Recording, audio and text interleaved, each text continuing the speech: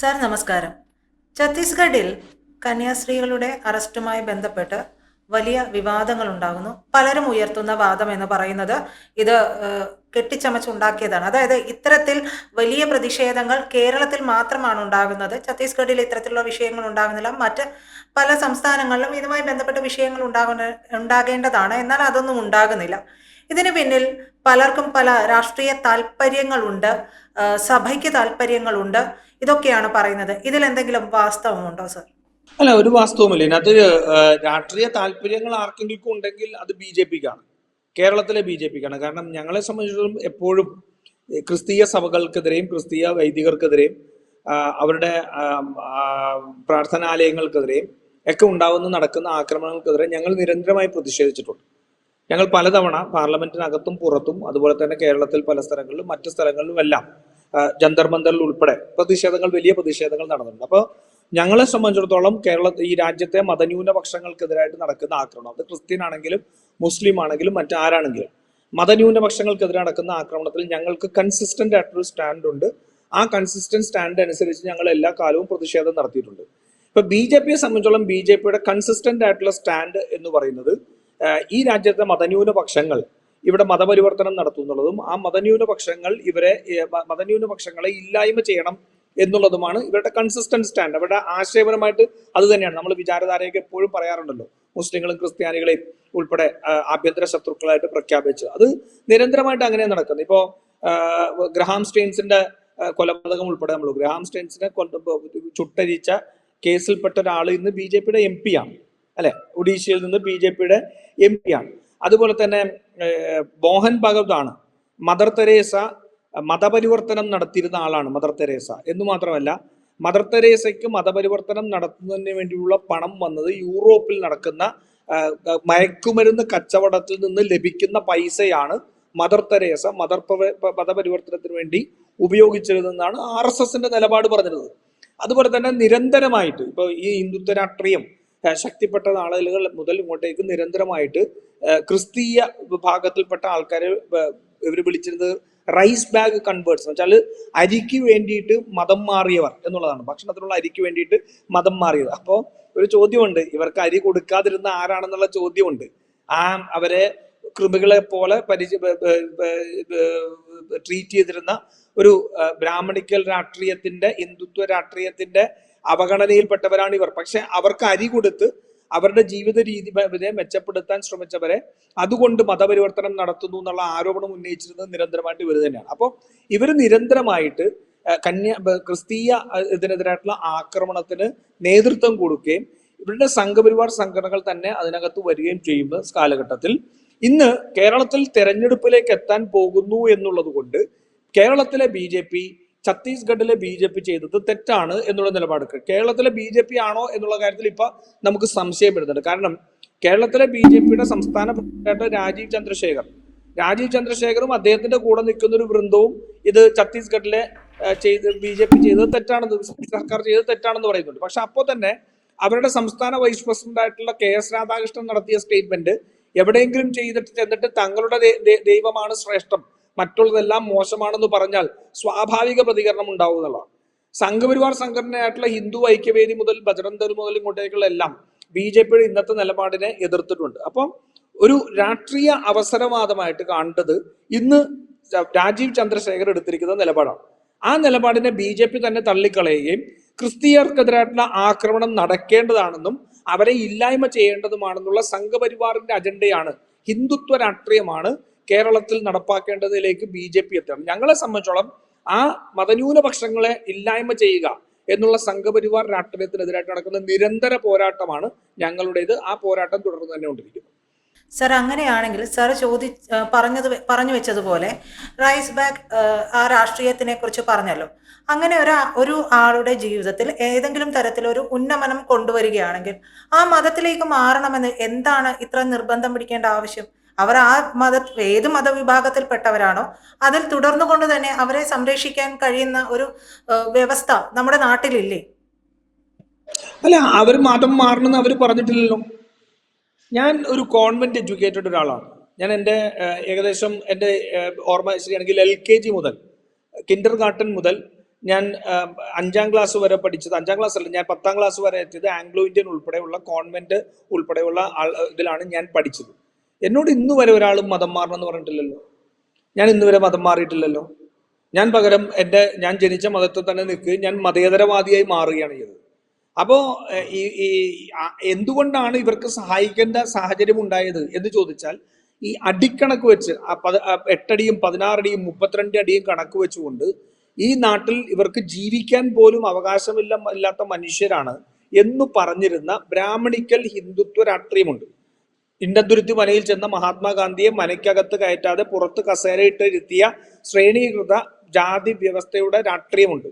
ആ രാഷ്ട്രീയം ആ പാവപ്പെട്ട മനുഷ്യർക്ക് ജീവിക്കാൻ അവകാശമില്ലാത്ത രീതിയിലേക്ക് പോയപ്പോൾ അവർക്ക് ഭക്ഷണം നൽകുകയും അവർക്ക് വിദ്യാഭ്യാസം നൽകുകയും അവരുടെ സമൂഹത്തിന്റെ മുഖ്യധാരയിലേക്ക് കൈപിടിച്ചുയർത്തിക്കൊണ്ടുവന്ന ഒരു സേവനത്തിന്റെ രാഷ്ട്രീയമാണ്. ഇന്ത്യ മുഴുവൻ ഈ സഭാ നേതൃത്വം ഒരു സെക്കൻഡ് സഭാ നേതൃത്വം നടത്തിയിട്ടുള്ള ഇത്തരത്തിലുള്ള സേവനത്തിന്റെ ഓർമ്മകളാണ് നമ്മുടെ നാട്ടിൽ മുഴുവനുള്ള സ്മാരകങ്ങളും വിദ്യാലയങ്ങളും ഉണ്ട്. അപ്പോൾ അങ്ങനെയുള്ള ആൾക്കാർ ചെയ്യുന്ന ആ സേവനത്തെ ഇവരുടെ തന്നെ ആശയം കൊണ്ട് ഉണ്ടാക്കിയത് ഒരു അവസ്ഥയാണല്ലോ. അപ്പൊ അതിനെ ഇവർ എന്തുകൊണ്ട് എതിർക്കുന്നു? ഇന്ന് ആരെങ്കിലും ആ മതത്തിലേക്ക് സ്വയം അവർ മാറാൻ തീരുമാനിച്ചിട്ടുണ്ടെങ്കിൽ, അവർ ചെയ്തിട്ടുണ്ടെങ്കിൽ അതിനവർക്ക് അവകാശം കൊടുക്കുന്നുണ്ടല്ലോ. അവിടെ പണം കൊടുത്തോ അല്ലെങ്കിൽ മറ്റെന്തെങ്കിലും ഭീഷണിപ്പെടുത്തിയോ മതപരിവർത്തനം നടത്തുന്നത് മാത്രമല്ലേ കുറ്റകരമായിട്ടുള്ളൂ. സ്വമേധയാ ഒരാൾ മതം മാറുന്നുണ്ടെങ്കിൽ അതിനെന്താ പ്രശ്നം? ഇപ്പൊ അംബേദ്കർ ഹിന്ദു മതത്തിൽ നിന്ന് ബുദ്ധമതത്തിലേക്ക് മാറിയതല്ലേ? അദ്ദേഹത്തിന് ആരെങ്കിലും പണം കൊടുത്തിട്ട് മാറിയാണോ? അതെന്താ ബുദ്ധമതത്തിലേക്ക് പോയി കഴിഞ്ഞാൽ അത് മതം മാറ്റമായിട്ട് പരിഗണിക്കപ്പെടുന്നില്ലേ? അപ്പൊ പല സ്ഥലങ്ങളിലും അത്തരത്തിൽ സ്വമേധയാ ഒരു പക്ഷേ അവരുടെ ജീവിത യാഥാർത്ഥ്യങ്ങളുടെ ഇതായിരിക്കാം, അല്ലെങ്കിൽ അവർ അറ്റൈൻ ചെയ്തിട്ടുള്ള ഒരു ആത്മീയ തലത്തിൽ നിന്നാവാം. അങ്ങനെ പലതരത്തിൽ സ്വമേധയാ മതം മാറുന്നുണ്ട്. അത് മതം മാറണം. മതം മാറി അങ്ങോട്ടും ഇങ്ങോട്ടുമുള്ള മതങ്ങളെ ആക്സെപ്റ്റ് ചെയ്ത് അങ്ങോട്ടും ഇങ്ങോട്ടും പോകുന്നിടത്താണ് സമഭാവന ഉണ്ടാകുന്നത്. അപ്പൊ അതുകൊണ്ട് അതിനെ ഇന്ന് തങ്ങളുടെ ഈ പറയുന്നുണ്ടല്ലോ, നമ്മുടെ കൂട്ടത്തിൽ നിന്ന് പോകുന്ന ഇൻകമിങ് കുഴപ്പമില്ല, ഔട്ട് ഗോയിങ് മാത്രം പ്രശ്നമായിട്ട് നടക്കുന്നവരുണ്ടല്ലോ. കഴിഞ്ഞ ദിവസം ഒരു ചർച്ചയിൽ തന്നെ ഹിന്ദു ഐക്യവേദിയുടെ നേതാവ് പറഞ്ഞത് ദേവസ്വം ബോർഡുകളിൽ ഉൾപ്പെടെ മറ്റുള്ളിടത്ത് നിന്ന് അപേക്ഷ കൊടുത്താൽ മതം മാറാം, ഹിന്ദു ആവാം എന്ന് പറഞ്ഞു. അപ്പൊ ഇൻകമിങ് വേണം, ഔട്ട് ഗോയിങ് പാടില്ല എന്ന് പറയുന്ന സമീപനവും ഇതിനകത്ത് നടക്കുന്ന ഈ ആക്രമണവും എല്ലാം മതന്യൂനപക്ഷങ്ങളെ ലക്ഷ്യമിട്ടുന്ന ആക്രമണങ്ങളാണ്. സർ, ഇവർ വളരെ അധസ്ഥിത വിഭാഗത്തിൽപ്പെട്ടവരാണ്. ഈ അധസ്ഥിത വിഭാഗത്തിൽപ്പെട്ടവർ കുറെ നാളുകളായിട്ട് അവരുടെ ഗോത്രവുമായി ബന്ധപ്പെട്ടുള്ള വിശ്വാസത്തിലൂന്നി ജീവിച്ചു വരുമാണ്. പിന്നീട് കഴിഞ്ഞ 5 വർഷമായിട്ട് അവർ പിന്തുടർന്നു വരുന്നത് ക്രൈസ്തവ മതവിശ്വാസമാണെന്ന് അവർ പറയുന്നു. അപ്പൊ അവരിലേക്ക് ഈ ഒരു കാര്യം പറയാതെ, അതായത് നമ്മൾ അത്യാവശ്യമെങ്കിലും എഡ്യൂക്കേറ്റഡ് ആയിട്ടുള്ള ആളുകളാണ്. നമുക്ക് സ്വയം തീരുമാനിക്കാം നമുക്ക് ഏത് മതവിഭാഗത്തിൽ വിശ്വസിക്കണമെന്ന്, ഇപ്പോൾ ഏതൊരു അവസ്ഥയിലാണെങ്കിലും. പക്ഷെ അവരെ പോലുള്ളവരിലേക്ക് ഇത്തരത്തിലുള്ള ഒരു കാര്യം പറയാതെ അവരതിനെപ്പറ്റി മാറി ചിന്തിക്കുമോ? പിന്നെ അങ്ങനെയാണെങ്കിൽ നോർത്തിൽ മാത്രമല്ലല്ലോ സർ, നമ്മുടെ അട്ടപ്പാടി മധുവിനെ നമ്മൾ ഓർക്കേണ്ടതുണ്ട്. അവനും കൊല്ലപ്പെട്ടത്, അവനെ ഇല്ലാതെയാക്കിയത് ഈ പറയുന്ന പോലെ ഒരു പിടി അന്നത്തിന് വേണ്ടിയിട്ട് അവൻ ചെയ്ത പ്രവർത്തിക്കാണ്. അത്തരത്തിലുള്ള ഒരുപാട് വനവാസികൾ നമ്മുടെ ഈ ഭാഗത്തുമില്ലേ, നമ്മുടെ കേരളത്തിലുമില്ലേ? അത്തരത്തിലുള്ളത് നമ്മുടെ കേരളത്തിലും ഇങ്ങനെയാണെങ്കിൽ അവർ നടത്തേണ്ടതല്ല. അതായത് ആരും ഈ ഒരു കാര്യം നല്ല കാര്യമാണ്, അത് ചെയ്യട്ടെ. അത് ചെയ്യുന്നുണ്ടെങ്കിൽ നമ്മുടെ നാട്ടിലും കൂടി നടത്തേണ്ടതല്ലേ? അല്ല, ഈ നമ്മുടെ നാട്ടിൽ നടക്കുന്നില്ലെന്ന് ആരാ പറഞ്ഞത്? നമ്മുടെ നാട്ടിൽ നടക്കുന്ന ക്രിസ്തീയ ആതുരാലയങ്ങൾ എത്ര അനാഥാലയങ്ങൾ നടക്കുന്നുണ്ട്, എത്രയോ സ്ഥലത്ത് മിഷണറി പ്രവർത്തനങ്ങൾ നടക്കുന്നുണ്ട്. ഞാൻ ചോദ്യം, ഈ മിഷണറി പ്രവർത്തനം നടത്തേണ്ട സാഹചര്യത്തിലേക്ക് ഈ നിങ്ങൾ പറയുന്ന അധസ്ഥിത വിഭാഗം എന്ന അധസ്ഥിതർ എന്ന് പറയുന്നത് ഞാൻ അനുകൂലിക്കുന്നില്ല, പക്ഷേ എങ്കിൽ പോലും ആ വാക്ക് നിങ്ങൾ ഉപയോഗിച്ചുകൊണ്ട് പറയാം. ആ വിഭാഗത്തിന്റെ അവസ്ഥയ്ക്ക് കാരണമായത് ആരാണ്? അതാണല്ലോ ചോദ്യം. എങ്ങനെയാണ് ശ്രേണീകൃതമായിട്ടുള്ള ജാതി വ്യവസ്ഥയിൽ ഇവരൊക്കെ അധസ്ഥിതരായിട്ടും അധകൃതരായിട്ടും ജീവിക്കേണ്ടതവരാണ് എന്ന് ഈ നാട്ടിൽ പറഞ്ഞ ആശയം ആരുടേതാണ്? അതാണ് ഹിന്ദുത്വ രാഷ്ട്രീയം.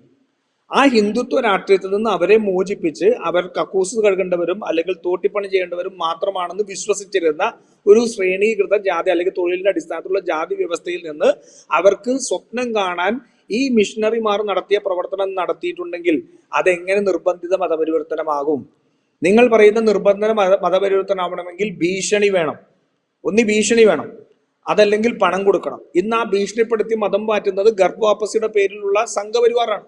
നിങ്ങൾ പല സ്ഥലത്തും ആയിട്ടില്ലേ, ക്രിസ്ത്യാനികളായിട്ടുള്ളവരെ മുസ്ലിങ്ങളായിട്ടുള്ളവരെ നിർബന്ധിച്ച് അവരെ ആക്രമിച്ച് അവരെ ഗർഭാപ്പസ് നടത്താൻ വേണ്ടി നടത്തുന്ന ശ്രമങ്ങൾ. അപ്പൊ നിർബന്ധിത മതപരിവർത്തനം ഇന്ന് നടത്തുന്നത് ഹിന്ദുത്വ വർഗീയവാദികളാണ്. അതേസമയം മറ്റുള്ളവർ നടത്തുന്നത് അവർ നടത്തുന്ന സേവനത്തിന്റെ അടിസ്ഥാനത്തിൽ അവർ ആത്മീയമായിട്ടോ അവരുടെ ജീവിത സാഹചര്യങ്ങൾ കൊണ്ടോ അവരിപ്പോ ക്രിസ്തീയ മതത്തിൽ ചേരണം എന്ന് അവരോട് അഭ്യർത്ഥിക്കാൻ അവർക്ക് അവകാശമുണ്ട്. അതാണ് മതപ്രഘോഷണം എന്ന് പറയുന്നത്, അതാണ് മതം പ്രചരിപ്പിക്കൽ എന്ന് പറയുന്നത്. ആ മതം പ്രചരിപ്പിച്ച് അവരുടെ ആശയം കൊടുക്കുമ്പോൾ അതിൽ ആരെങ്കിലും ആകൃഷ്ടരായി ആ മതത്തിലേക്ക് എത്തിച്ചേരാനുള്ള അവകാശമാണ് ഇന്ത്യയുടെ ഭരണഘടന കൊടുത്തിരിക്കുന്നത്. മറിച്ച് പണം കൊടുത്തും ഭീഷണിപ്പെടുത്തിയും അവരെ മതപരിവർത്തനം നടത്തുന്നത് കുറ്റകരമാണ്. അപ്പോൾ ഈ ഇപ്പൊ ഈ ഉണ്ടായ സംഭവത്തിൽപ്പെട്ടവരാരും അവർ തന്നെ പറയുന്നത് ഞങ്ങൾ ഇത് ചെയ്തതാണ്, ഞങ്ങൾ മനസ്സാ ഞങ്ങളുടെ മതം മാറിയവരാണ്.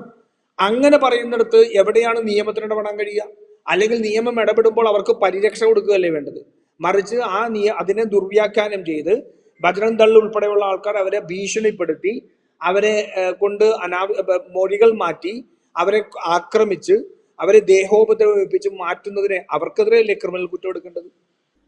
സർ, എന്തായാലും ഇത് വളരെ തർക്ക വിഷയമാണ്. ഇതിൽ എന്താണ് ഉണ്ടാകേണ്ടത് എന്നുള്ളത്. ഇതിൽ തർക്കമില്ല. ഇത് തർക്കമുള്ള വിഷയമല്ല, മറിച്ച് ഇത് നമ്മളുടെ ചിന്തകളുടെ വിഷയമാണ്. ഇതിനകത്ത് യാതൊരു തർക്കവുമില്ല. തർക്കം എന്ന് പറയുന്നത് നമ്മൾ യാഥാർത്ഥ്യങ്ങൾ കാണാതെ നമ്മൾ മതപരിവർത്തനം എന്ന് പറയുന്ന മാത്രം വിഷയത്തിലേക്ക് പോകുന്നുണ്ടാവും. നിർബന്ധിത മതപരിവർത്തനമാണ് കുറ്റകരം. നിർബന്ധിത മതപരിവർത്തനം, അതല്ലാതെയുള്ള മതപരിവർത്തനം ഇന്ത്യൻ ഭരണഘടന അനുവദിക്കുന്നതാണ്. അവർക്ക് ഏത് മതത്തിൽ വിശ്വസിക്കാനും ഒരു മതത്തിൽ നിന്ന് മറ്റൊരു മതത്തിലേക്ക് മാറാനും എല്ലാം നിങ്ങളുടെ തർക്കം തീരും. ഈ പ്രത്യേക സംഭവത്തിൽ പിടിക്കപ്പെട്ടവർക്ക് അവരെ നിർബന്ധിച്ച് മതം മാറ്റിയതാണ് എന്നവർക്ക് ആരോപണമുണ്ടെങ്കിൽ നിങ്ങൾ പറയുന്നത് ഞാൻ അംഗീകരിക്കും, അതല്ലാന്നുണ്ടെങ്കിൽ നിങ്ങൾ പറയുന്നത് തെറ്റാണെന്ന് അംഗീകരിക്കേണ്ടി വരും. രണ്ടാമത്തെ കാര്യം, അങ്ങനെ ചെയ്യുന്നവർ ആരാണ്? തല്ലിയും ഭീഷണിപ്പെടുത്തിയും ജയ് ശ്രീറാം കെട്ടിയിട്ട് ജയ് ശ്രീറാം വിളിപ്പിച്ചും മതപരിവർത്തനം നടത്താൻ ശ്രമിക്കുന്നവരാരാണ്? അത് ഹിന്ദുത്വ വർഗീയവാദികളാണ്. അതാണ് അതിന്റെ യഥാർത്ഥം. അപ്പൊ തർക്കമില്ല, ഇത് വളരെ വ്യക്തമാണ് സംഭവം.